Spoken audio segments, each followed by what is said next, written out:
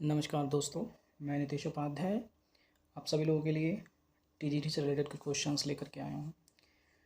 यहाँ पे जो फर्स्ट कॉन्सेप्ट मैंने आपको लास्ट टाइम बताया था वाणिज्य गणित का, work time and speed time, चक्रवृद्धि ब्याज मीन्स कंपाउंड इंटरेस्ट, बैंकिंग, आपका कराधान एंड प्रारंभिक नियमों का प्रवाह सचित्र, इसी टॉपिक से रिलेटेड मैं क्वेश्चंस लेकर के आया हूँ और इन्हीं क्वेश्चंस को हम समझेंगे और थोड़ा सा कॉन्सेप्ट देखते हैं। और आज मेरा जो फर्स्ट टॉपिक है इसी वाणिज्य गणित का, कमर्शियल मैथमेटिक्स का एक एक नियम, मैं आज इससे रिलेटेड क्वेश्चंस करा रहा हूँ आपके लिए। कुछ कॉन्सेप्ट बताऊँगा मैं, इसमें एक दो फार्मूले बता दूँगा ऐसे, ठीक है, जो आपको इस टाइप के क्वेश्चंस करने के लिए बहुत ज़्यादा इजी कर देंगे। इसे हम यूनिट मेथड बोलते हैं, यूनिट मेथड। चलिए, यूनिट मेथड का फर्स्ट कॉन्सेप्ट जो आपको पढ़ना है वो एक फार्मूला है M1 D1 H1 upon W1 R1 is equal to M2 D2 H2 upon W2 R2। इस कॉन्सेप्ट को थोड़ा सा समझ लीजिएगा। इस क्वेश्चन मीन्स इस फार्मूले की हमें अभी नीड होगी, ये हमारा फार्मूला हो जाएगा, ठीक है। तो इस थोड़ा फार्मूले को थोड़ा सा ध्यान से समझिएगा। कॉन्सेप्ट हमारा जैसे लास्ट आप लोगों ने पढ़ा है अभी तक कि हम किसी भी एक बहुत बड़ी डिजिट है और उस डिजिट को हम किसी से, मान लीजिए सपोज दैट मैं एक, चलिए क्वेश्चन से समझा देता हूँ आपको। जो फर्स्ट क्वेश्चन है कि एक राम रस्सी की शॉप पर जाकर, मीन्स रोप के शॉप पर जाता है और वहाँ पर 30 मीटर रोप का जो कॉस्ट होता है वो 345 रुपीज़ है।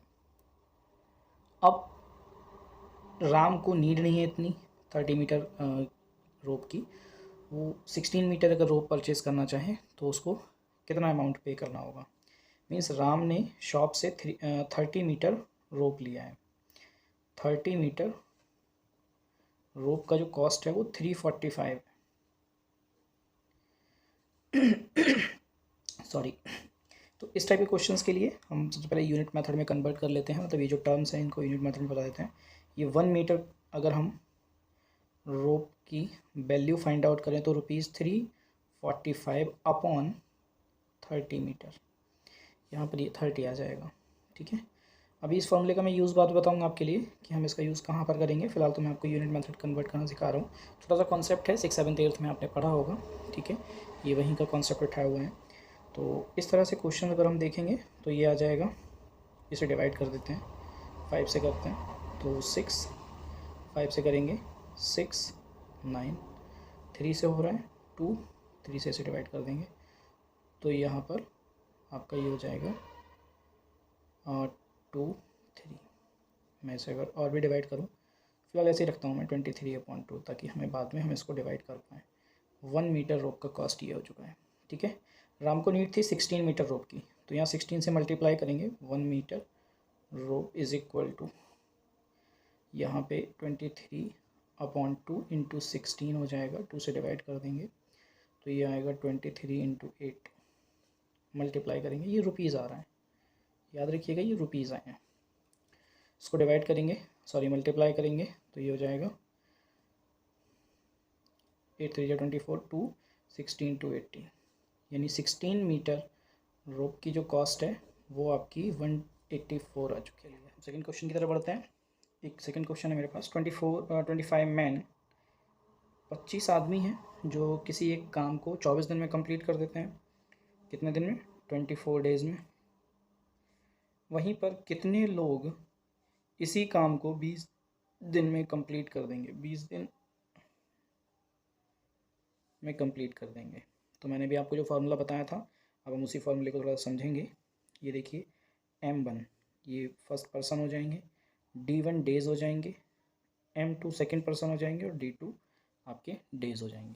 इसी फार्मूले से अब हम सॉल्व करेंगे तो ये M1 D1 is equal to M2 D2। Reason क्या है? ये डायरेक्टली प्रोपोर्शनल होते हैं एक दूसरे के, ठीक है। तो हम इसको इस तरह से सॉल्व कर सकते हैं, ये फार्मूला बना सकते हैं। एक एक रूल के लिए सबसे अच्छा फार्मूला हो जाता है ये, ठीक है, चलिए अब हम आगे बढ़ते हैं, वैल्यू पुट करते हैं। कुछ नहीं करना है, सिंपल कॉन्सेप्ट है, वैल्यू पुट करिए, आंसर निकाल दीजिए बहुत जल्दी फटाफट।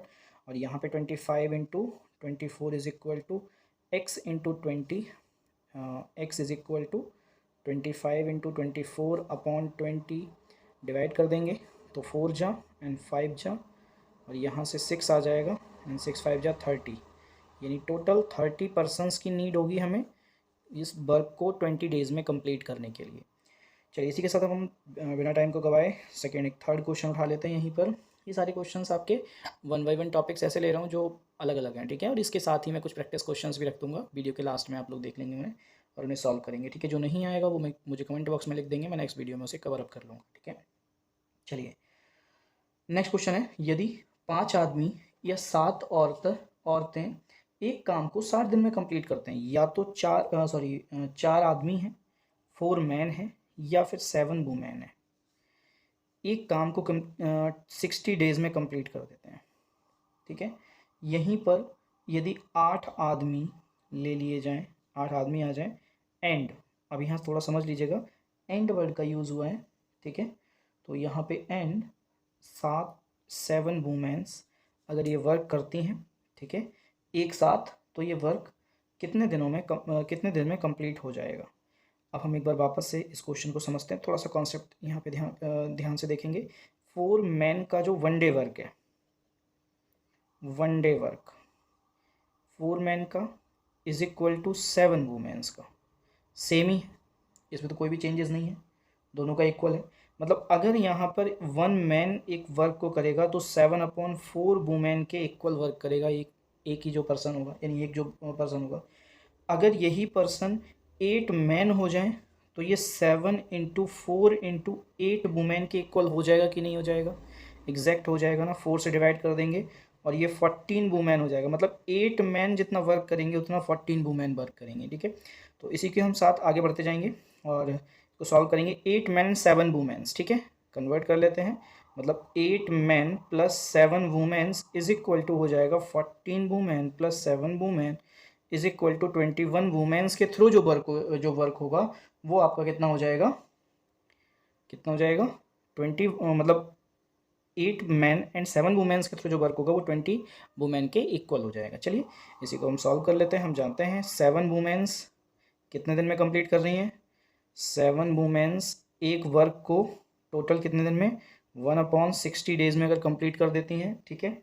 मान लीजिए सपोज दैट कि 7 वुमेन 1 डे वर्क इतना करती हैं, तो अब आपको 1 वुमेन का अगर निकालना है तो 7 इंटू मैं 21 यहाँ पे मल्टीप्लाई कर लेता हूँ सीधे 3 से, 7 इंटू 3 वुमेन, अगर यहाँ 3 से मल्टीप्लाई हुआ है तो यहाँ भी 3 से मल्टीप्लाई करना पड़ेगा, 3/60 ये आपका डेज़ में आ जाएगा। और ये 21 वुमेन का जो वर्क है वो टोटल 1/20 है, यानी कि, और अभी हमने देखा था ये हमने 1 डे वर्क लिया था और ये 20 डे वर्क हो जाएगा, ठीक है। ये भी 1 डे वर्क है 21 वुमेन्स का, और टोटल अगर ये वर्क करेंगी टोटल वुमेन्स तो ये हो जाएगा 21 वुमेन, और या 21 वुमेन रहेंगी या फिर 8 मैन प्लस 7 वुमेन जो वर्क करेंगे वो 20 डेज़ में कंप्लीट कर देंगे उस वर्क के लिए। यहाँ तक कोई कन्फ्यूजन रहा हो तो मुझे कमेंट जरूर कीजिएगा, ठीक है। इसी के साथ मैं क्वेश्चन नंबर एक और लेता हूँ, 4th क्वेश्चन। यहीं पर हमारा एक क्वेश्चन है, राम किसी काम को 60 दिन में पूरा करने का एक ठेका लेता है, ठीक है, एक वर्क है और उसको कंप्लीट जो डी है वो है 60 डेज़, 60 डेज़ में कंप्लीट करने का ठेका लेता है। उसने 50 मजदूर लगा दिए। अब उसने M1 जो कैपेसिटी लगाई है, मैंने आपको फॉर्मूले के अकॉर्डिंग समझा रहा हूँ, ठीक है। M1 ले लीजिए, यहाँ पर M1 जो उसने कैपेसिटी लगाई है वो 40 मजदूर लगा दिए हैं। अब लगा दिए एंड 40 दिन बाद काम आधा ही हुआ, यानी D1 अब यहाँ पर अप्लाई कर देंगे तो 40 डेज वर्क हुआ है। इस 40 डेज में W1 हुआ 1/2, ठीक है। यानी लेफ्ट जो वर्क है W2, अगर उसे ऑन टाइम वर्क करना है राम के लिए, बाकी बचा हुआ जो वर्क है वो ऑन टाइम अगर करना है तो कितने मजदूर वो और बढ़ा दे, तो ठीक है। W2 हमारा हाफ बचा है और D2 कितना बचा है, 60 माइनस 40 मतलब 20 डेज में उसे कंप्लीट करना है। तो M2 की वैल्यू पूछ रहा है, मैंने X मान लिया लेट, ठीक है। वैल्यू पुट कर दीजिए, फॉर्मूला है M1 D1 upon, first concept यहाँ पर हमारा यही आ रहा है M1 50 हो गया, D1 40 हो गया, W1 हाफ हो गया, W2 हाफ हो गया एंड D2 आपका 20 हो गया और M2 की हमें वैल्यूज़ फाइंड आउट कराई। ठीक है, वैल्यू पुट करेंगे एंड D2 हो जाएगा अपॉन W2 हो जाएगा, वैल्यू पुट कर देंगे, M1 की value 50 into 40 upon 1/2 is equal to x into 20 upon 1/2, half से हाफ डायरेक्टली डिवाइड कर देंगे, x is equal to 50 into 40 upon 20, 2 जा x इज इक्वल टू 100, यानी टोटल उसे 100 चाहिए, लेकिन 50 उसमें पहले से ही अवेलेबल हैं, उसके पास जो आपके जो भी मज़दूर हैं, ठीक है, वो पहले से ही अवेलेबल हैं। तो देन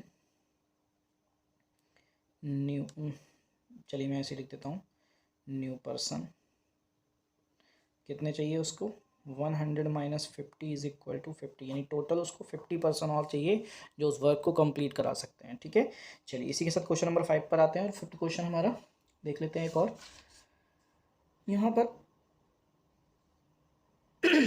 सॉरी चलिए 5th क्वेश्चन की तरफ देखते हैं। किसी सेना के पास 450 सैनिक हैं, चलिए सेना है उसके पास 450 सैनिक हैं जिनके लिए खाना रखा गया है जो 16 सप्ताह तक चलेगा, जबकि 6 सप्ताह बाद 50 सैनिक और आ गए तो भोजन कितने सप्ताह चलेगा। ठीक है, टोटल जो मैन थे यानी जो टोटल सोल्जर थे, मैं x1 लिख लेता हूँ, ये थे 450 और इनके लिए जो भोजन रखा हुआ था, फूड जो रखा हुआ था वो रखा हुआ था 16 वीक का। ठीक है, अब यहाँ पे क्या हुआ 6 वीक तो ये कम्प्लीटली और सेम पर्सनस ने खाया, यानी सेम सोल्जर्स ने वर्क किया है या फूड को कंज्यूम किया है। तो फॉर 6 वीक में क्या हुआ कि टोटल जो कंज्यूम हुआ है फूड वो कितने दिन का हो चुका है, यानी F यहाँ मैं 1 लिख लेता हूँ, ये 2 हो गया, 16 minus 6 week is equal to 10 week. 10 week का अभी फूड बचा है जो 450 पर्सनस खाते, बट क्या हुआ सोल्जर 2 आ गए यहाँ पर 50 और टोटल सोल्जर्स हो गए 500।